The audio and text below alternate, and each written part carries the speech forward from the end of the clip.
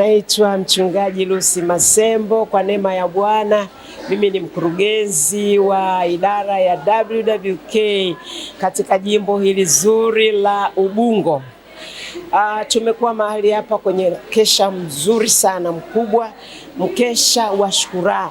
Tulisema tunataka kumshukuru Mungu kwa ajili ya mambo mengi ambayo Mungu alitutendea mwaka jana. Alitutendea mambo mengi, kwanza katika familia zetu au kwa mtu binafsi, kwa familia, kama kanisa, lakini katika taifa letu. Alivyotuponya, alivyotulinda, alivyotuokoa na mabaya. Kwa kweli tulisema tunakuja tumshukuru Mungu. Kwa hiyo lengo kubwa la mkesha huu ilikuwa ni kumshukuru Mungu. Tumemshukuru Mungu, tumekuwa na muda wa kumshukuru Mungu, lakini pia tumekuwa na muda wa kujiweka wakfu kwa Bwana kwa ajili ya mwaka huu. Tunajua tuna mambo mbele yetu mengi tu. Kuna sikukuu ya WWK inakuja mbele yetu sio muda mrefu, lakini tuna makongamano ya sehemu sio nyingi sana, lakini pia mwaka huu tutakuwa na kongamano la jimbo.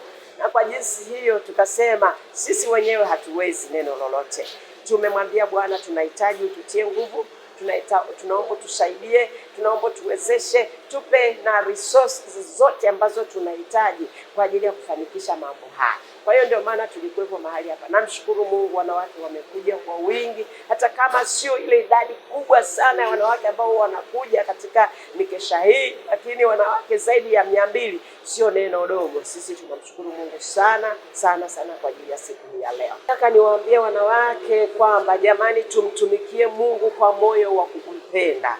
Tujitoe. Kujitoa ndio kitu kikubwa sana. Unajua, ukimpenda mtu unajitoa kwa ajili yake. Kwanza Mungu mwenyewe alipotupenda, alimtoa mwanae Yesu Kristo aje afe msalabani kwa ajili yetu. Kwa hiyo sisi tunaposema tunampenda Mungu, tujitoe, kama ni mali zetu, tujitoe nguvu zetu, tujitoe kwa kila hali ili tuweze kufanikisha sikukuu zetu.